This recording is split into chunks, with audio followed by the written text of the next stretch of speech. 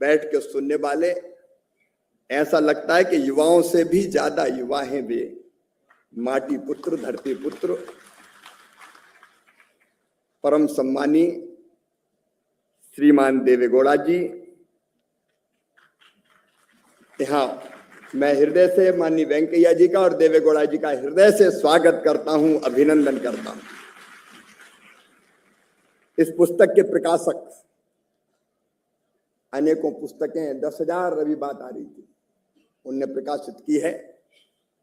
आदरणीय प्रभात जी कृपा पूर्वक यहाँ पधारे हुए सम्मानीय मुख्यमंत्रीगण, सम्मानीय केंद्रीय मंत्रीगण, आदरणीय सांसदगण, सभी जनप्रतिनिधिगण, समाज जीवन के अलग अलग क्षेत्रों से आए हुए सभी प्रबुद्धजन, विद्वजन, आदरणीय देवियों और सज्जनों, मैं आपका सबका यहाँ हृदय से स्वागत करता हूं और हाथ जोड़कर प्रणाम करता हूं। कभी कभी दुनिया में आपको ऐसे व्यक्ति के साथ काम करने का मौका मिलता है जिसको दुनिया नेता कहती है, लेकिन वास्तव में वो एक साधक, एक कर्मयोगी और एक असाधारण इंसान होता है, और वो इंसान है श्रीमान नरेंद्र मोदी। आज 26 मई है, ये वो ऐतिहासिक दिन है जब श्रीमान नरेंद्र मोदी जी ने पहली बार प्रधानमंत्री पद की शपथ ग्रहण की थी। मैं भी उनको बधाई देता हूं और आप सब भी उनका अभिनंदन करें। 12 वर्ष पूरे हो गए, लेकिन मेरा और उनका साथ 35 साल पुराना है, और इन 35 सालों में मैंने उनको हर क्षण देश के लिए जीते हुए देखा है। उनका हर कदम देश की प्रगति और विकास के लिए उठा है। मैंने उनके दिल को जनता के लिए धड़कते हुए देखा है। हमारे देश की जनता उनके रोम रोम में रमी है, उनकी हर एक सांस में बसी है। मुझे सौभाग्य मिला उनके साथ काम करने का, एक नहीं अनेकों भूमिकाओं में। संगठन के कार्यकर्ता के नाते हमने साथ काम किया, मुख्यमंत्री के नाते लंबे समय तक साथ काम किया, फिर प्रधानमंत्री और मुख्यमंत्री के नाते, और फिर अब प्रधानमंत्री और केंद्रीय मंत्री के नाते मैंने अनेकों प्रेरणाएं उनसे प्राप्त की। मैंने कई बातें उनसे सीखी, कई फैसले साथ मिलकर ऐसे किए कि जिसने जनता की जिंदगी बदली, प्रदेशों का भाग्य बदल दिया। मुझे लगा कि अनुभव केवल मेरे पास तक क्यों रहे, और वो अनुभव केवल राजनीतिक कार्यकर्ता के लिए उपयोगी नहीं है। राजनीतिक कार्यकर्ता के लिए तो उपयोगी है ही, लेकिन सचमुच में समाज जीवन के हर क्षेत्र में काम करने वाले कार्यकर्ता के लिए भी उपयोगी है। वो प्रशासनिक अधिकारी हो, प्रोफेशनल्स हो, इंडस्ट्रियलिस्ट हो, स्टार्टअप प्रारंभ करने वाले हो, सोशल रिफॉर्मर हो, महिला सशक्तिकरण के लिए काम करने वाले हो, पर्यावरणविद हो, समाज सेवी हो, हर एक के लिए वो काम, वो अनुभव, वो प्रेरणा उपयोगी है। और इसलिए मेरे मन में ये भाव आया कि जो मैंने अनुभव किया, जो मैंने सीखा, वो अनुभव में एक पुस्तक के रूप में अपने देशवासियों को समर्पित करने का काम करें, और इसी का परिणाम है अपनापन। मेरा और उनका पहला साथ प्रारंभ हुआ एकता यात्रा से। आतंकवाद चरम पे था। कश्मीर की घाटी, कश्मीर के लाल चौक पे कोई तिरंगा फहराने की कल्पना नहीं कर सकता था। डॉक्टर जोशी जी भारतीय जनता पार्टी के अध्यक्ष थे। भारतीय जनता पार्टी ने तय किया, उनके नेतृत्व में एकता यात्रा निकलेगी, और कश्मीर के लाल चौक, श्रीनगर के लाल चौक पर तिरंगा झंडा फहरेगा। पूरे भारत को भावनात्मक रूप से एक कर दिया जाएगा, देशभक्ति का ज्वार उठाया जाएगा। और उस यात्रा को संचालित करने का दायित्व पूरी तरह से मिला श्रीमान नरेंद्र मोदी जी को। और उस समय मैं लोकसभा का पहला चुनाव, उपचुनाव जीता ही जीता था। मेरे पास स्वर्गीय प्रमोद जी का फोन आया कि एकता यात्रा से युवाओं को जोड़ने के लिए केसरिया वाहिनी बना रहे, तुम उस केसरिया वाहिनी के संयोजक के रूप में काम करो। और तब मेरी पहली मुलाकात हुई आदरणीय नरेंद्र भाई से।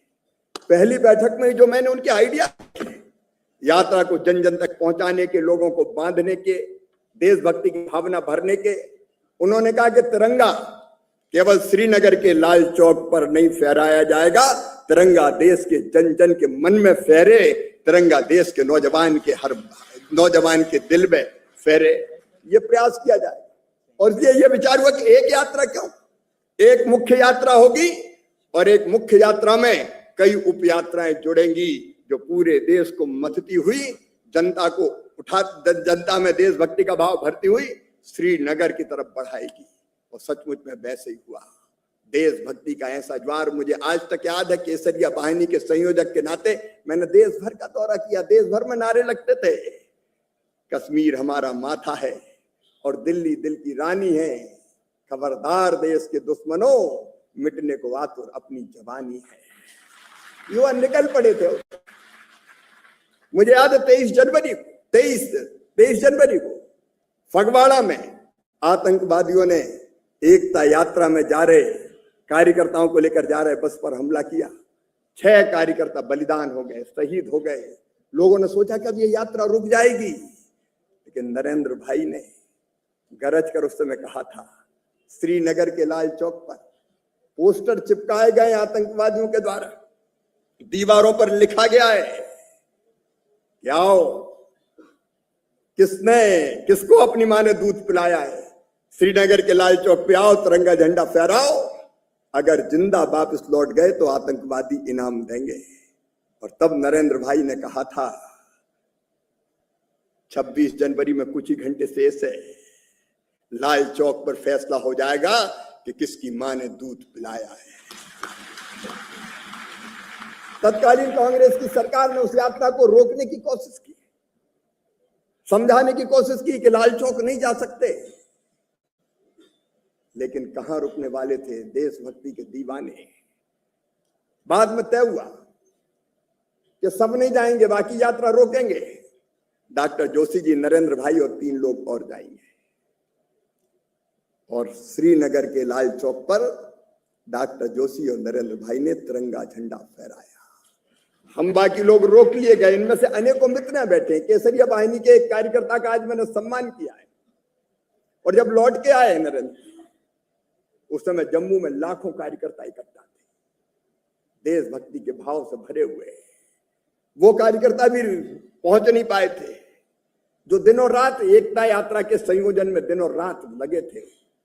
और तब नरेंद्र भाई का वो भाषण मुझे अब तक याद है। उन्होंने एकता यात्रा की बात तो कही, लेकिन उन्होंने ये भी कहा कि कई कार्यकर्ता जो दिन और रात काम में लगे हुए थे, केवल एक संकल्प और एक सपना था कि श्रीनगर के लाल चौक पर तिरंगा फहराता हुआ देखेंगे। वो वहां नहीं पहुंच पाए। वो रात भर सोए नहीं, वो रात भर रोते रहे। और ये कहते कहते नरेंद्र भाई का गला रुंध गया और कार्यकर्ताओं की हृदय की व्यथा उनकी आंखों से बह निकली। कुछ क्षण वो रुक गए और तब मैंने देखा कि काम के लिए इतने कठोर नरेंद्र मोदी कार्यकर्ता के लिए कितने संवेदनशील है। उनका दिल कार्यकर्ताओं के लिए धड़कता है। भारतीय जनता पार्टी के कार्यकर्ता के नाते हम लोग परंपरागत रूप से काम करते हैं।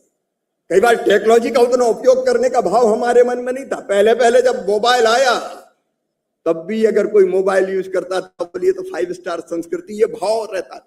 मुझे अच्छी तरह याद है, यहाँ हमारे तोमर जी जैसे कार्यकर्ता भी, मोहन जी जैसे कार्यकर्ता मध्य प्रदेश के बैठे हैं। नरेंद्र भाई प्रभारी बन के आए, मैं प्रदेश का महामंत्री था। एक बैठक हुई, चुनाव की तैयारी की। उस बैठक में नरेंद्र भाई ने पूछा कि भाई ये बताओ किसके पास ईमेल आईडी है, किसके पास। अब यहाँ तो ईमेल आईडी से कोई वास्ता नहीं था। लोग एक दूसरे का चेहरा देखने लगे। एक क्षण सन्नाटा। फिर बाबूलाल गौर, स्वर्गीय बाबूलाल जी गौर जो बाद में मुख्यमंत्री भी बने, वो कहने लगे नरेंद्र भाई ये क्या फीमेल कर रहे हो, ये फीमेल ईमेल से क्या होने वाला है। और ये कह के वो हंसने लगे। कुछ लोगों के चेहरे पर भी व्यंग्यात्मक भाव थे, लेकिन बाद में देखा ये ईमेल आईडी, मैंने कई दिनों तक उनको दिलीप भाई संघानी के यहाँ, नरेंद्र भाई यहाँ कई बार रुकते थे, मैं युवा मोर्चे के अध्यक्ष के नाते उनसे मिलने जाता था, तो मैं अभी तक मुझे याद है कानों पे उनके मफलर बंधा रहता था और कंप्यूटर पे वो लगातार काम करते दिखाई देते थे। कंप्यूटर पे काम नहीं, उनको पता था कि आगे अगर भारत का भाग्य बनाना है, विकसित भारत का निर्माण करना है, तो टेक्नोलॉजी बहुत जरूरी है। ये टेक्नोलॉजी का प्रेम उस समय उन्हें महत्व उन्हें उस समय समझा, वो बहुत समय से बहुत पहले बहुत दूर की देख लेते हैं, आने वाली चीजों को भांपते हैं और समय से पहले उसकी व्यवस्था करने का काम करते हैं। और आप देखिए, केवल ईमेल आईडी नहीं, केवल कंप्यूटर नहीं, उसके आगे आप देखेंगे टेक्नोलॉजी का जैसा उपयोग उन्होंने किया, सोशल मीडिया के महत्व को, जब मेरे जैसे कार्यकर्ता भी महत्व ही नहीं देते कि ये सोशल मीडिया में क्या रखा है, उन्होंने मुझे बुला के कहा कि हर एमएलए एमपी से कह दो, जब मैं मध्य प्रदेश में काम करता था, कि 50,000 से कम फॉलोअर अगर हुए तो इस बार टिकट मिलने में भी खतरा है, टिकट नहीं मिलेगा। जनता को जोड़ने के लिए जरूरी है। मैं टेक्नोलॉजी पे बहुत लंबी बात नहीं करूंगा, लेकिन आज एआई तक ये नरेंद्र भाई हैं, कल्पनाशील मस्तिष्क के धनी, दूरदृष्टा, जिन्होंने एआई का समिट यहाँ की, दुनिया भर के एआई जानने वालों को यहाँ बुलाने का काम किया। और आज भी हमारे मंत्री साथी जानते हैं वो टेक्नोलॉजी के प्रति, टेक्नोलॉजी के लिए कितने आग्रही है। एआई हो, चाहे मशीन लर्निंग हो, रोबोटिक्स हो,